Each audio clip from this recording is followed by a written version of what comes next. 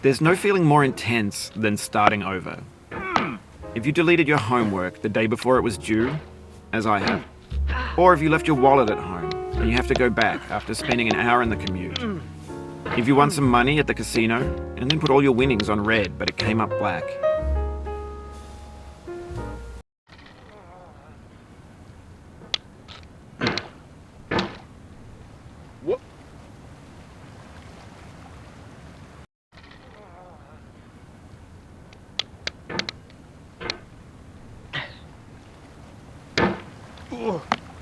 There's no feeling more intense than starting over.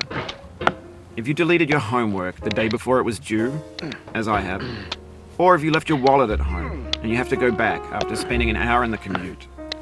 If you won some money at the casino and then put all your winnings on red but it came up black. If you got your best shirt dry cleaned before a wedding and then immediately dropped food on it. If you won an argument with a friend and then later discovered that they just returned to their original view. Starting over is harder than starting up. If you're not ready for that, like if you've already had a bad day, then what you're about to go through might be too much. Feel free to go away and come back. I'll be here. Alright, thanks for coming with me on this trip. I'll understand if you have to take a break at any point. Just find a safe place to stop and quit the game.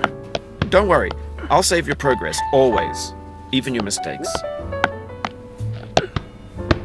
This game is a homage to a free game that came out in 2002, titled Sexy Hiking. The author of that game was Jazuo, a mysterious Czech designer who was known at the time as the father of B games. And B games are rough assemblages of found objects.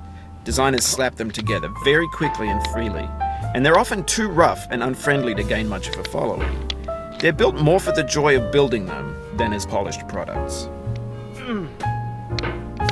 In a certain way, Sexy Hiking is the perfect embodiment of a B game.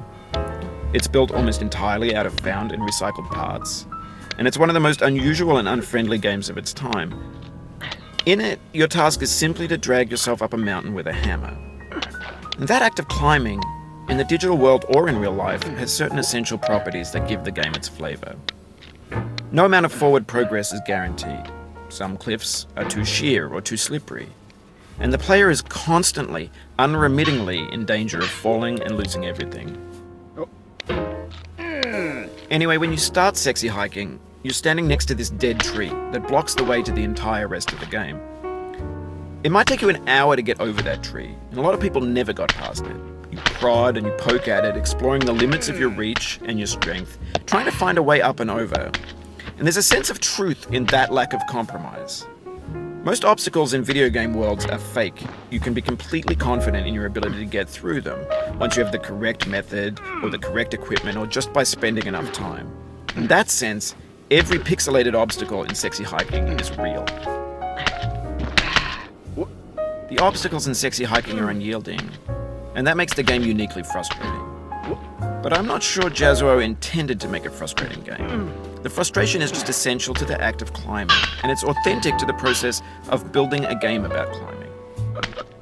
A funny thing happened to me as I was building this mountain. I'd have an idea for a new obstacle, and I'd build it, test it, and it would usually turn out to be unreasonably hard.